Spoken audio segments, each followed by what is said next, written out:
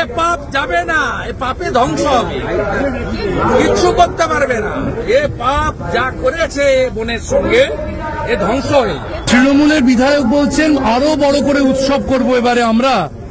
ওরা উৎসব করবে তো, ওরা হিন্দু নয় তো। আমরা পুজো করবো, ওরা উৎসব করবে। হাজী নুরুল প্রয়াত, যে কোনো মৃত্যু দুঃখজনক, আলাদা কিছু বক্তব্য নেই। যে কোনো মৃত্যু দুঃখজনক, এর বাইরে কোনো বক্তব্য দিতে পারবে না, সম্ভব না। আর বসিরহাটে উপনির্বাচন হচ্ছে, রেখা পাত্র কেস আছে পেন্ডিং, ভোট ওখানে হচ্ছে। আপনাকে বলি, তথ্য প্রমাণ লোপাঠ্য প্রমাণিত। আমি সুপ্রিম কোর্ট চলছে মন্তব্য করব না। সুপ্রিম কোর্টে চিফ জাস্টিসের বেঞ্চ বলছে আমরা স্তম্ভিত, আমরা ডিস্টার্ব রিপোর্ট দেখার পরে।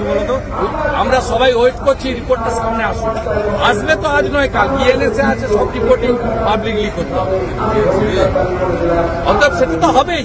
আর অভিজিৎ মন্ডল অ্যারেস্টের সাথে সাথে মমতা ব্যানার্জির পুলিশ তথ্য প্রমাণ লোপাট করছে, এটা এস্টাবলিশ হয়ে গেছে।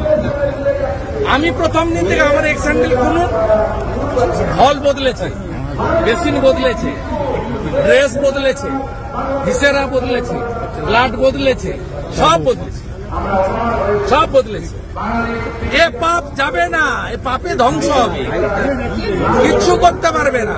এ পাপ যা করেছে বোনের সঙ্গে এ ধ্বংস হয়ে যাবে। বিধানসভায় বিনীত গোয়েল গেলেন, বিধানসভায় বিনীত গোয়েল গেছিলেন। গতকাল নির্মল ঘোষকে সিবিআই জিজ্ঞাসাবাদ করেছে, সেই তথ্যটা ভায়া হয়ে আজকে জানতে গেছিলেন, ওকে জানানো হল।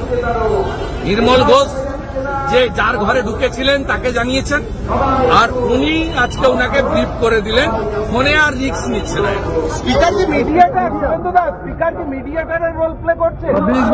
আমি বলছি তো, যার ঘরে ঢুকেছিলেন তিনি নির্মল ঘোষের কাছ থেকে খবর নিয়েছেন।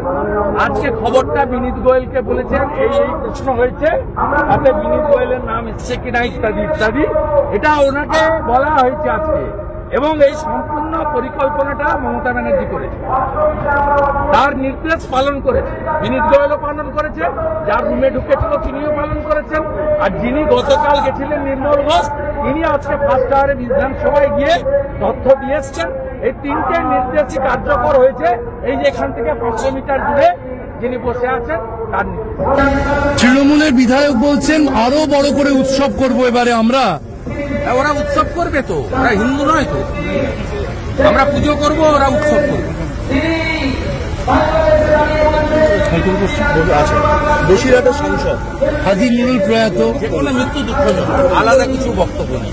ইলেকশন পিটিশন, যে কোনো মৃত্যু দুঃখজনক, এর বাইরে কোনো বক্তব্য দিতে পারবে না, সম্ভব না। আর বসিরহাটে উপনির্বাচন হচ্ছে,